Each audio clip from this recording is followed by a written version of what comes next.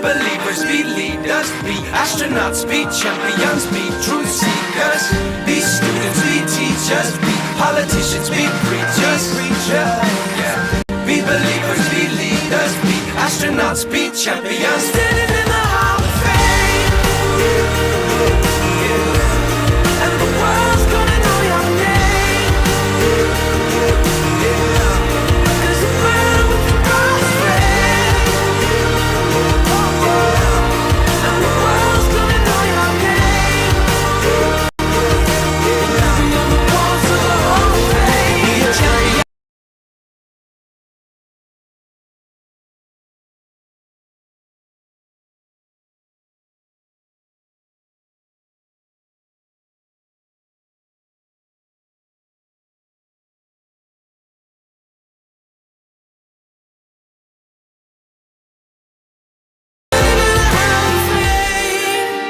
Right, you could be sitting in the Hall of Fame and the world would know your name. And that's the script and Will I Am, starting off our evening here on Personality Profile on Joy 99.7 FM. I'm Lexis Bill, and I'm always looking forward to these sessions on Thursday evenings because, well, we get to learn a lot about our guests and probably pick some life values that we can actually use, to make our lives better. So welcome along to Personality Profile.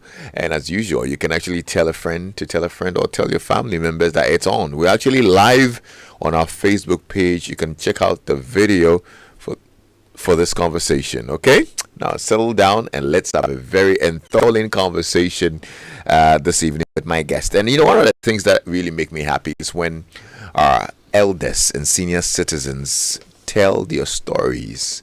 They tell their stories and guide us. They have walked this earth and they want to, and they decide to share the stories so that some of us who are actually coming up can also learn and also help it make it across. Yeah. And this evening, I spent time with an octogenarian who has seen all there is that life has to offer, and he has decided to share his story in a memoir entitled Uncharted. Yes. He hails from Mampong and was one of the founding staff members of the Agricultural Development Bank, and this was somewhere in the 60s. Yes, somewhere around 1965. 61. Yeah. 61. Well, there you go. He will later enter entrepreneurship and weave a career through business. From the corridors of the bank, he decided to set up a bakery. As to why, we will find out. He will later branch into the travel industry, ecotourism, and more. And not only that, he found a haven in farming. How has he been able to weave through these responsibilities? Could it be his training at Prempeh College?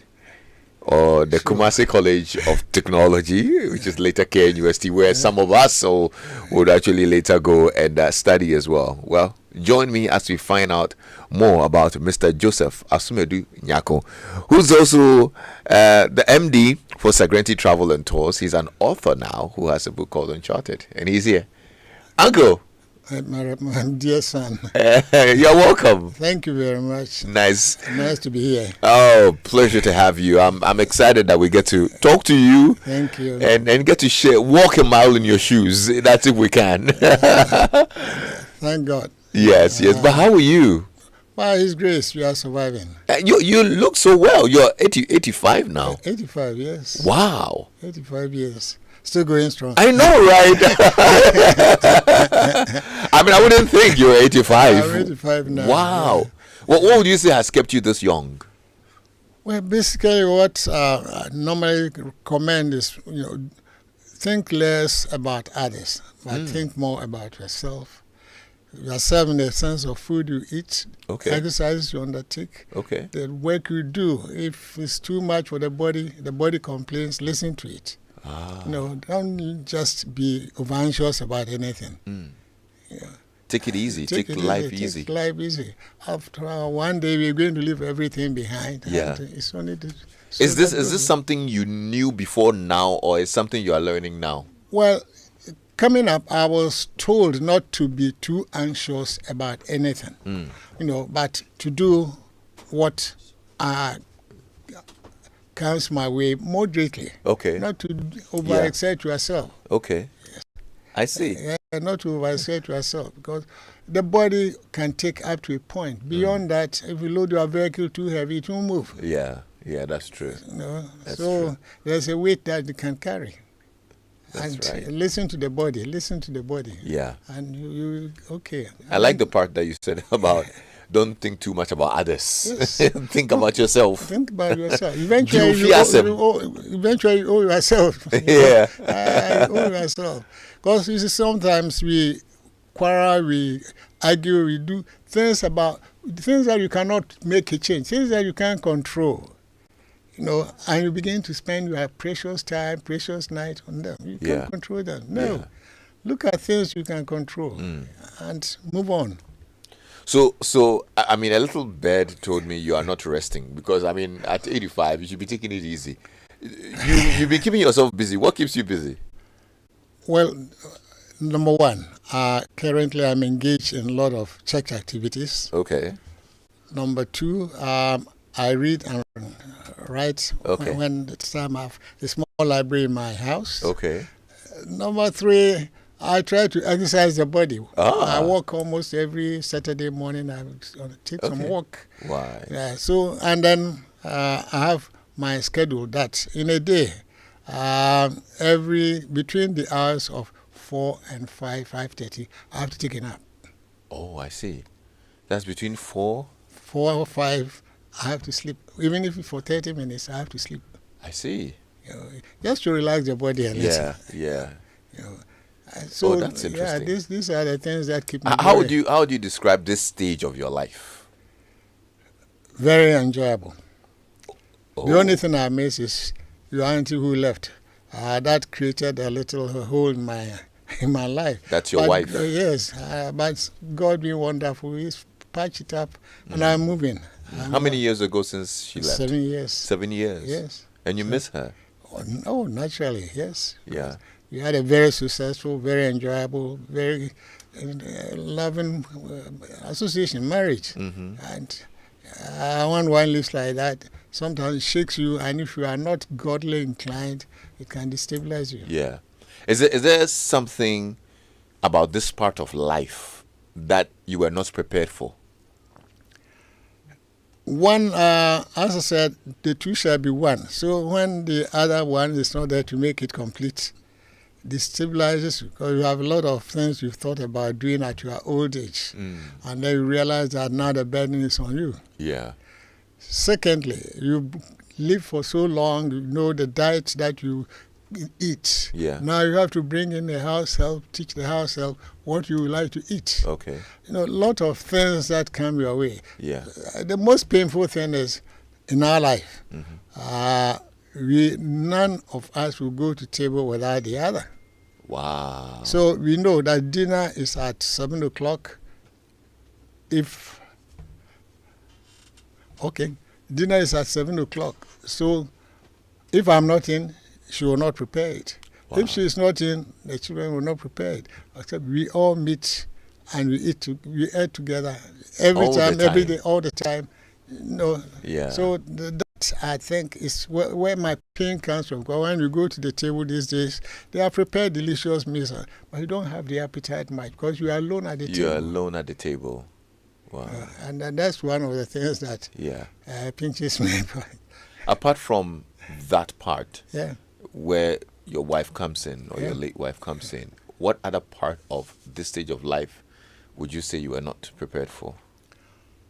Right now, I think I knew that someday certain things I would not be able to do. Okay. And somehow I conditioned myself for that. Right now, I would like to go to the farm maybe every Saturday, but the body will complain, you cannot do that. Yeah. You have to listen to it. You know? Yeah. So that's true. As you get older, Yeah. some habits will also get out of your way. Yeah. Yeah. You know, I used to drink Guinness, but for some time, for years now, I don't go near. Okay. Okay. You know, so you have to cut sugar, for example, for maybe 3-4 years, I don't take sugar. Okay. You know, though doctor has told me don't, but I think it's not good for me as I get older. Okay. So I keep off. Right. So as I said, you always listen to your body. Yeah. Are there other habits that you miss doing? Yes. I used to go to entertainment sports like We had a continental where you go, or ambassador go for afternoon jump and the rest of it. Yeah. But for some time now, I've never been You out for can't. any, no. You can't. Okay. Yeah. I understand. So, if you had an advice for a young me who is only halfway through Yeah. your life's journey, Yeah. what would you say? Okay. About business, about marriage, about Well, let's say life in general. life in general. The way that we caution you is always to be cautious and not to be over anxious. Okay. In moderation, everything you do in moderation. Moderation, yeah. Yes. And if you do that, I believe that the future is there for you. But if you overexert yourself, you probably achieve your objective but in a short time. Beyond that, the body, you have overexerted the body, and the body might not be able to sustain you. Yeah. Okay. Yeah. So everything you do, program yourself, sustain it, but don't be over anxious. Okay, that's great. That's really great advice. And I'm loving this. If you are listening in and you'd want to send a message, you can send on 055 1111997. What made you decide to write a memoir? Okay, one, if you read the Bible, I think Deuteronomy 4:9, and then Deuteronomy 11:19, 20, all tell us that we must educate our children. We must advise our children. And so we must even chain it and not write it on the in front of the door, at the doorpost, which means keeping information is important for your children. We have missed a lot because our parents didn't do that for us. And we don't want your children coming up to grow in the same way. So we try to put something down. Those who care to read might find something useful in it. Yeah. So that was my, in fact, motivation for trying to put something down. Yeah. It could be just as I was looking at my children, aim at other children, other people's children could also have access to the same information and benefit from it. Yeah. Yeah. Good stuff. Well, the book is not launched yet. Yes. But I'm happy that we're privileged to To get be to the learn about your Yeah, journey, yeah. even before other people get to know about your journey. You've been through life. You're probably one of the first workers of ADB. At the time, you managed big portfolios, $3 million portfolios here and there, and all. But let's start from where you were born, where you're from. I am really from a village. I was not fortunate to be born in the city, but I was born in a village between Efijiasi Ashanti and Kumawu Ashanti. That village is called Dadiasi. Dadiasi. Yes. Okay. In the Secretary District in Ashanti. That's where I was born. I see. That's where you grew up? That's where I grew up. Okay. It was after some years that we moved to my mother's village, which is Asokoramampo, near the airport in Kumasi. Yeah. Yeah. But my father, he's from Dadiasi. And how was growing up at the time? What were your parents into? My father was a tailor. My mother was a farmer. Okay. Yeah. And therefore, we were not very prosperous kind of family. But we hustled on. And they were very committed and concerned. They had to sacrifice a lot of things for our education. How many children were you? We are 5. You have 5 children. Yes, 5. Okay. 1 girl and 4 boys. And 4 boys. Yes. Okay. Are they all around? They are all around. Oh wow. That's they are beautiful. around, yeah. So it's important. I mean, one must aim in life, work towards your objective, but don't be over anxious. Don't be over anxious. Interesting. What's one lesson that growing up you can actually recall that stayed with you? Probably from your parents. It's humility. Humility. Yes. My father was too humble. I never saw my father quarreling in the street with anybody. Neither did I saw my mother and my father quarreling in their house. No. They were Very, very humble. And one lesson my father taught me, which I still cherish, is this.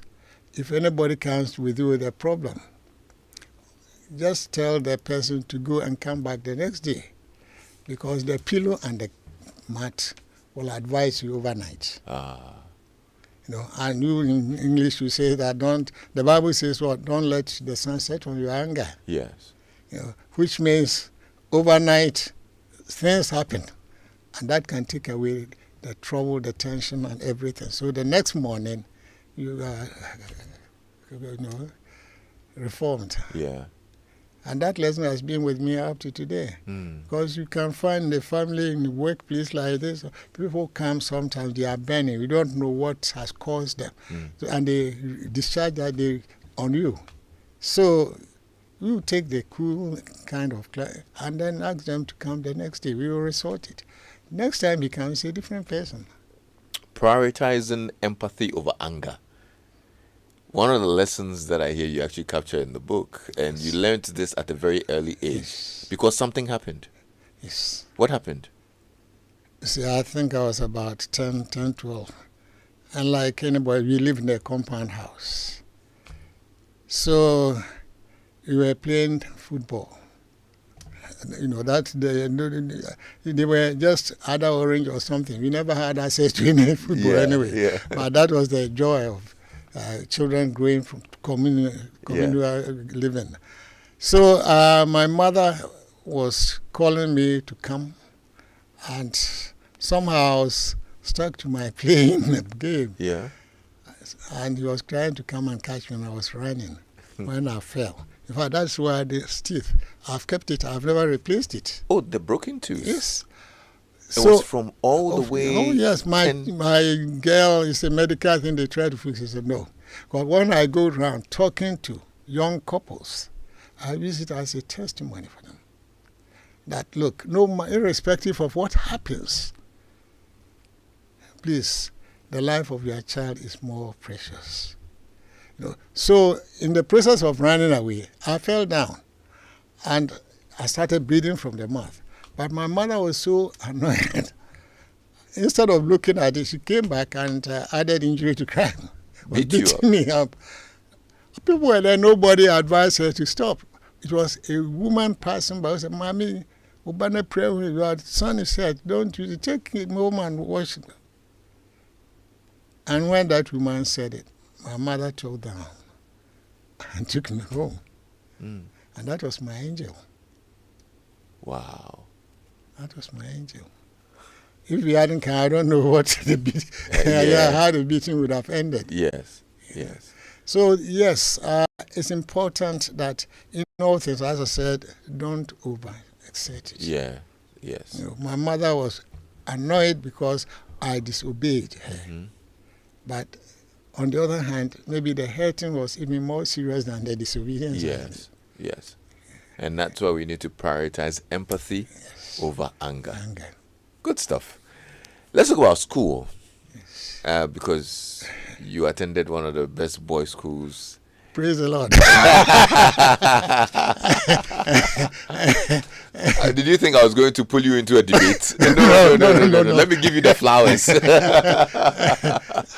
Prempeh College. Yes. Yeah? Yes. And around that time, though, I mean, you were still a young man, but I'm sure in your mind you had certain professions that you wanted to be. Yeah.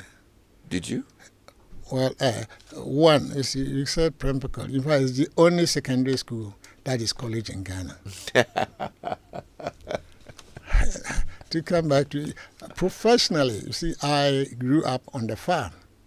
So quite naturally, the only profession I knew at that time was farming. Through my father wanted me to follow his footsteps. So right from infancy, I was with him at the tailor shop from school. I'll go to the shop, stick up the bottoms and fix the holes and iron the finished product. So he was grooming me up. Okay. As I said in the book today, you said fashion designer. Yeah. Maybe in those days, if I stayed on it, maybe I'll be a fashion designer today. Yeah. But that's it. So I didn't know much. And at school, those days, you either do science or arts. If you do science, you are scheduled either for medicine, pharmacy, or something like that. If you go in for arts, then you must go in for law. Yeah. You know. So the education as to the various courses that were available was not very pronounced. Okay. So that's why all you thought about was farming. Farming. Then you went to KNUST. Yes. And was that why you pursued agriculture? That's why I did agriculture, in the sense that, after the ceasefire, I came to Accra and worked with Shell. Okay. High Street. And I was put on their chemicals department. That was agricultural chemicals. Okay. So we were selling insecticides, repellents, and the rest. So I got more involved and learned a little bit about pest control in agriculture. I became interested more in entomology, the study of insects and the rest of it. So when I originally had wanted to do pharmacy, but I was going back to the university, I said, no, I'll do agric. Wow. I'll do agric. Well, I had some introduction into it on the in the office. And that's where I went in. I came from farming community. I worked in the farming office. So naturally, I was interested in the... Did you go to study in the UK right after that, or you had to work a little bit? That's where the Agric Bank issue comes in. We finished in June 1965 at Tech. Just about the time to finish, when we finished exams and the rest, we had a visitor from Bank of Ghana, the late Mr. J. Yabua, who was the credit, they call it Rural Credit Department in Bank of Ghana. But Bank of Ghana had decided to make it a complete bank. So he came in to campaign for staff, to form the nucleus staff for the bank. Okay. And that's where we were too. We left after the university, we came in there to join him at the Agricultural Credit and Cooperative Bank. Okay. But that was how it was named, Agricultural Credit and Cooperative Bank. So it was much later that it was turned to Agricultural Development Bank. Yes, it was the military people who came to change it. We were at 13 Tunisia Road. That's where we were. Okay. And then after we worked with them for 1 year. After the year, they asked me to go and do my master's. And they sponsored that? They sponsored that. Okay. So I went to England to pursue my master's in philosophy. Yes. Then I came back, worked with them for about another 2 years, and from there on, I call it quits. Why? Okay. During my postgraduate studies in London, I learned a lot about inflation and the rest of monetary things. Because I learned in university as a number of colleges. So you could attend lectures at any of the college and broaden your knowledge. So I somehow had an intuition in there to be on my own sometime. But fortunately for me, when I came, the Busia government was then in office. And he was talking about Ghanaianization indigenization of the Ghanaian economy. Where some areas of the economy foreigners could not operate. I think they were even encouraging some of the foreigners to sell their shares to locals. That's it. So I decided your auntie was then at Legon, domestic bazaar at Sabah Hall. Okay. I went and discussed, look, Amma, this is an opportunity. Are you prepared to resign from the university? Said yes. I was able also to convince her that it was better being outside than it was being at the university. She agreed and she resigned. So we bought one of the bakeries here in Accra. You bought it? Yes. Commercial Bank financed it for us. Okay. So, yes, she started. Meanwhile, I was still with the bank when she was outside. Okay. Managing the bakery. But why did you decide on buying a bakery? Okay. one of the things that an investor looks at is marketing.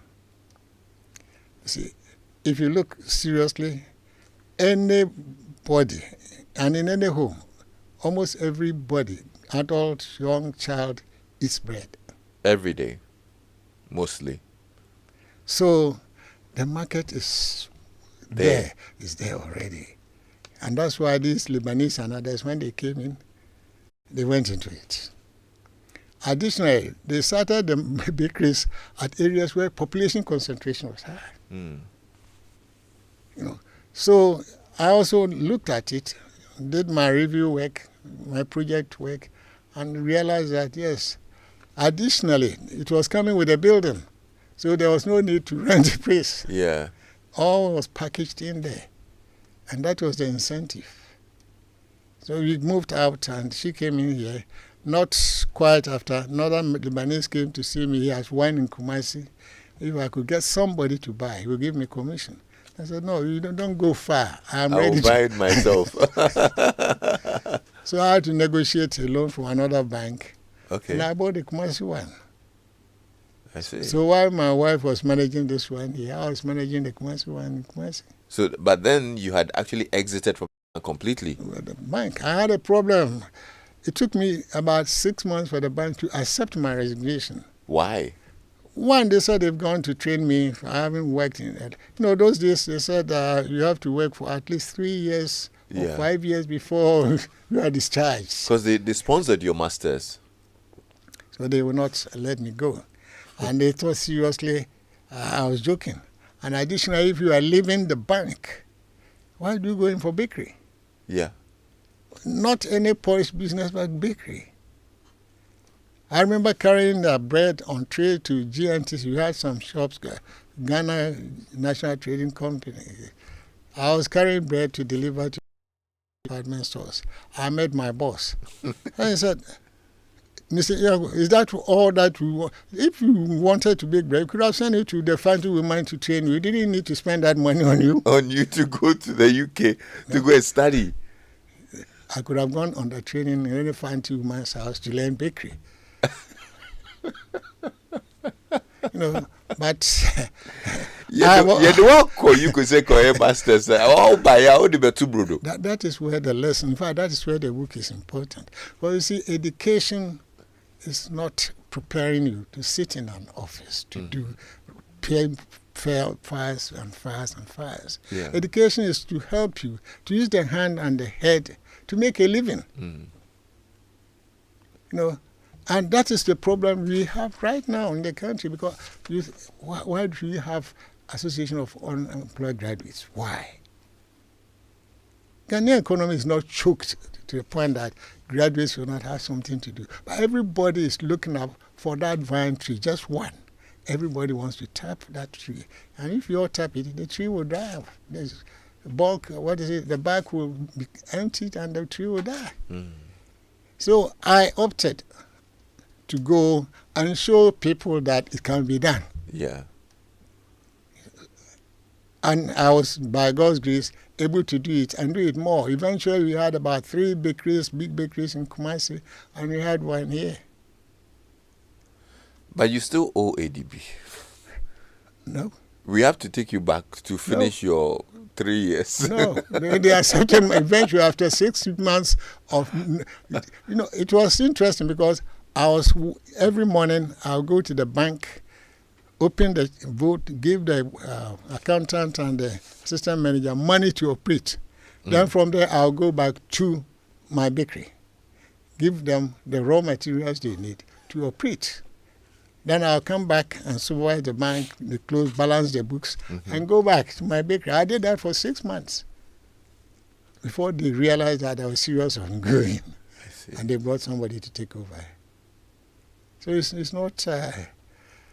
it hasn't been easy in that respect, but the benefits have really justified my decision.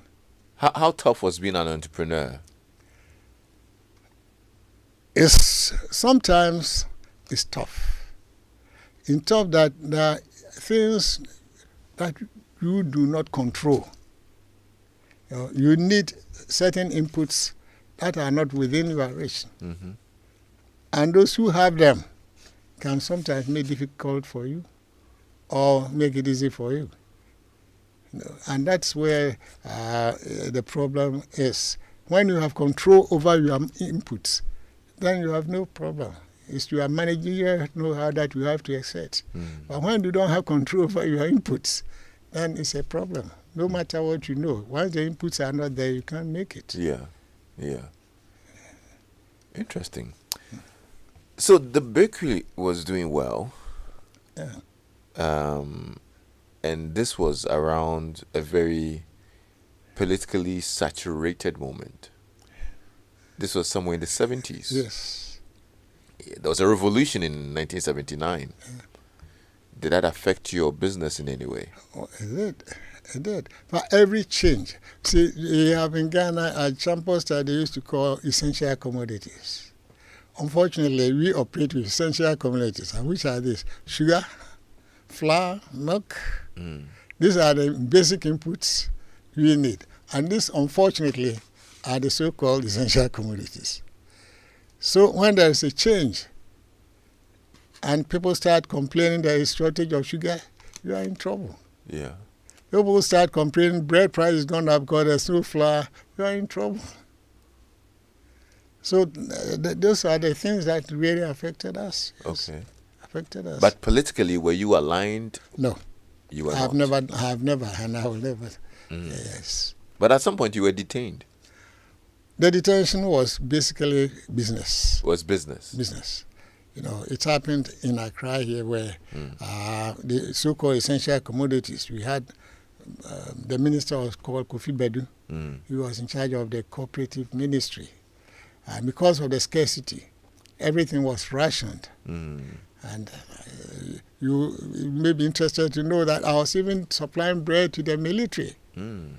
But when I got the raw materials from the cooperative, from the minister, paid for with receipts, brought them to the bakery, and left. Understand somebody went and reported that I was hoarding sugar and flour. So I came back from my rounds and they said the military had been there. They said you must report. Those days on radio, report to the Burma camp, report, and you have to obey. Yeah. So they came in their truck. A friend had come to visit me. They would not listen. They dumped the two of us in the truck. He had nothing to do with my business, but they would not listen to him. Yeah. Yes. So they sent us to the Air Force Base. Interestingly, I was there with, if you heard Mr. Sion Tatabiri, and there was one who was also the internal auditor for GNTC. We were in the same room. No, so they dumped us there. I was there for, I think, 14 days. 14 days? Yes. See, the problem is that anybody can arrest anyone, and they don't need to give any reason. They just go and dump you there and go away. Wow. So I had to call my wife, contacted the military people that we also know, or we knew at that time. Yeah. And then they came to find out from what is it that brought me there. They went through their records. There was nothing. Yeah. So they had to do their own thing and discharge me. I see. After 14 days. Oh, yeah. That Was that the beginning of your disinterest in the business, or would you say? There was another one. There was a second, the 79th thing was there, then there was the 81th thing, So the pressure. 81 was the Rollins, yes. the Rollins Yes, era. 79 was so. Well, yeah. Yeah. So when they come, the most pathetic thing is that people, our own people, will go and tell stories about you. And there's nobody to verify whether the story is true or not. Once it's told, you have to suffer the punishment. Okay. And that's discouraging. So they closed you down? I closed it down myself. You closed it? Yes. At some point in the 81 issue, we had problem with supply of raw materials. So if they bring the bread, flour to you, you bake the bread, the PDCs will come and then they will have to sell the bread. People will queue up and they sell the bread to them 1,111. And I realized that I had no control over my business, and so call it off. So you closed it down and you fled Ghana. I didn't fly. I didn't run away from Ghana. No, what I did was during that time, '82, my brother from the US came to visit, and he had an accident on the Kumasi Road. So I had to take him to Düsseldorf in Germany for treatment, and after that we went to the US. It was there that a company contacted me, outsourcing some of their payroll vouchers to be computerized and done in Ghana. Because there they were paying $13 an hour, and here people were doing it for $5 an hour. You know, so I came in, and at that time, Panam was flying Ghana and US, but they realized that the political thing was quite high, the tension. So being an agent to a company, American company, was at my own risk. Okay. So I left for Liberia to go and source if I could get. When I went there, the Lebanese were already in that business, so it was a non-starter. Yeah. Yeah, but as God will provide, I got there and I met an Indian who was selling his business.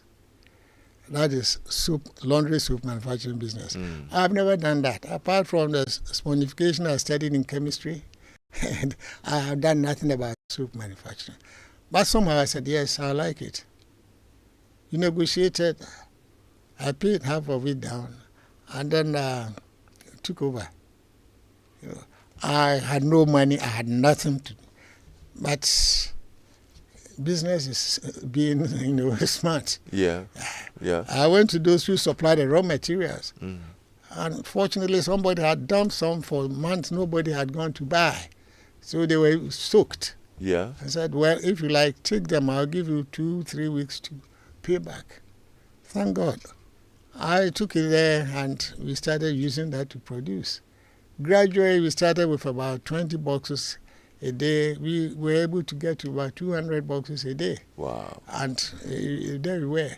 And that business seemed to be going well as well until Mr. Chastela. Chastela happened. And then Liberia was also...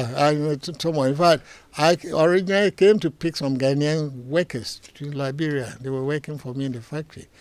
We brought them back in containers. You had to put them in containers, and the ship brought them back to Tema. I see. How long did that business run? I was there, I think I spent about 6 to 8 years there. 8 years there. Wow. It was good because the business was good. We actually put in the effort. The quality of our product was maybe, they had a state one, but our quality was a leading one. So now you come back to Ghana. Yes. And you decide to go into what? Tourism. Yes. Like, how are you moving? What's been interesting for me is the name of the company that you set up. Yeah. Sagrenti Travel and Tours. Yes. And I don't know why Sagrenti name. Yes. Are you related to Amankwetia? No. It's a name that is already unknown. Yeah. Sagrenti is Garnet Wolseley. Yes, Sir Garnet Wolseley, Major General Garnet Wolseley. So that was, I think, the 100th year of celebration or so. So the Sagrenti War was 1874. 1874, and so, this was 1970. No, this was 1993 or something. I registered the company in 1993. Okay. So I went to Kumasi, came back, and said, well, I'll take the Sagrenti.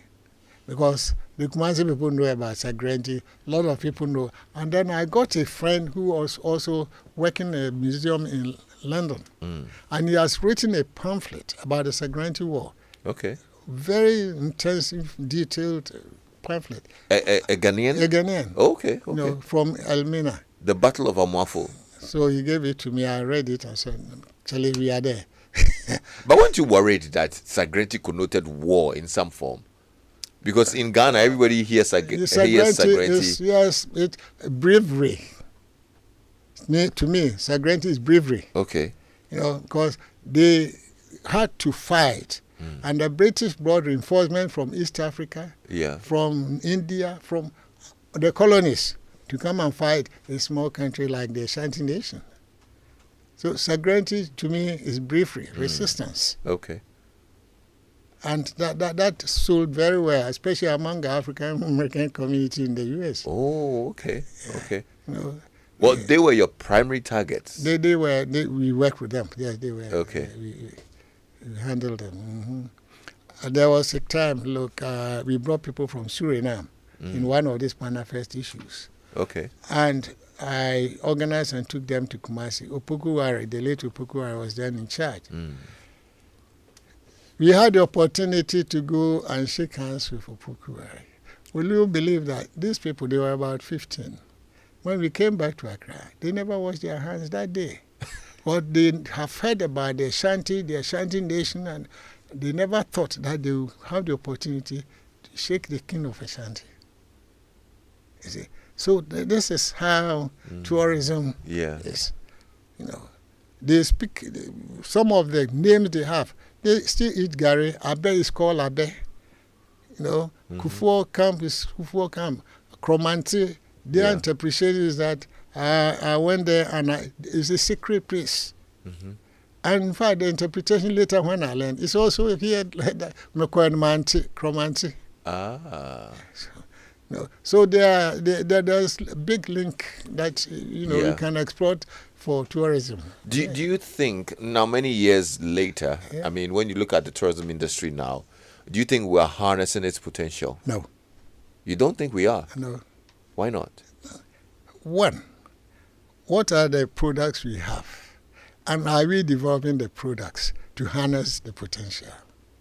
If you are not developing it, then how do you expect people to spend money, travel all the way here to come and do what? So charity must begin at home. If we want to enhance the industry, we must put in the effort to develop it. Then you can invite somebody to come and enjoy it. And that is around Abompe somewhere there's a waterfall in there. Who is benefiting from it? Nobody. And yet that can be turned into an income generating activity there. Yes. So yes, you are not to me you are not doing much about tourism. Tourism is not just the music, the dancing, and no. There's more to it than that. I see. Yes. And I'm sure our minister is listening, so maybe they will take a few nuggets from the things that you said. It's interesting. Tourism, to me, I went in and in fact I did well in it too. But at some point I was the African Travel Association president, Ghana chapter president. Okay. Traveled a lot of Africa, knocking countries and bringing countries together. There is so much. East Africa, Kenya, it's all tourism. Yeah. Why is it that Ghana cannot do that? You've dabbled in different industries. You've had like a wealth of knowledge from different aspects of life. If you look back though, which part of it did you enjoy the most? Frankly, I think coming back, the bakery made me start off with at least some money in the pocket. It made you rich. Somehow. You are not being modest about it. No, you are being modest about it. But I can tell you are rich because for you to go to America, come to Liberia, and decide to buy a business. And I'm not sure you bought that business in Liberia with a loan. No. With cash. I'll send out where they can. It wasn't. By the tourism, I enjoyed most because I saw different countries and met different people. Right. It was a joy. Okay. It was a joy. I see. It was a joy. So yes, you've gone through trials, tribulations, but thank God you are still surviving. If you look back, what would you say is the proudest thing you've done? Well, I will tell you that I have some philosophy mantra that I tell my grandchildren, and whether it's your grandchildren, any children I encounter, 3 things I give them: fear God, behave well, and learn hard. And those who have taken this seriously have gone through, and they are doing well. See, humility is the beginning of everything. You know, pride comes before fall. Yeah. So if you start humbly, I believe you will climb to the highest level. There you go. Okay.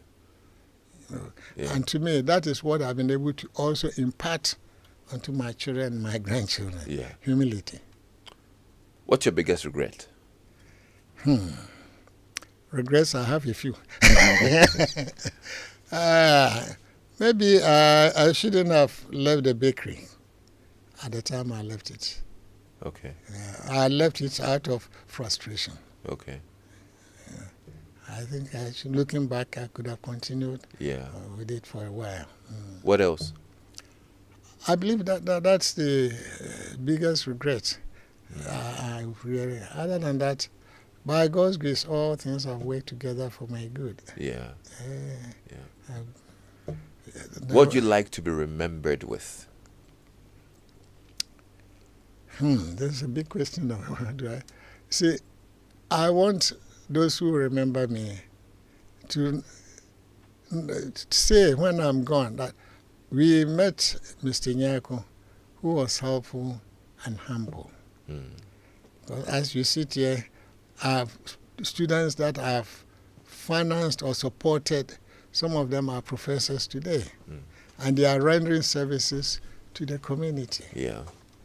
You know, I don't believe in a unnecessary accumulation of wealth, but I believe more in sharing, being, you know, we are brothers keeper. Yeah. Yeah. And Good I stuff. believe that.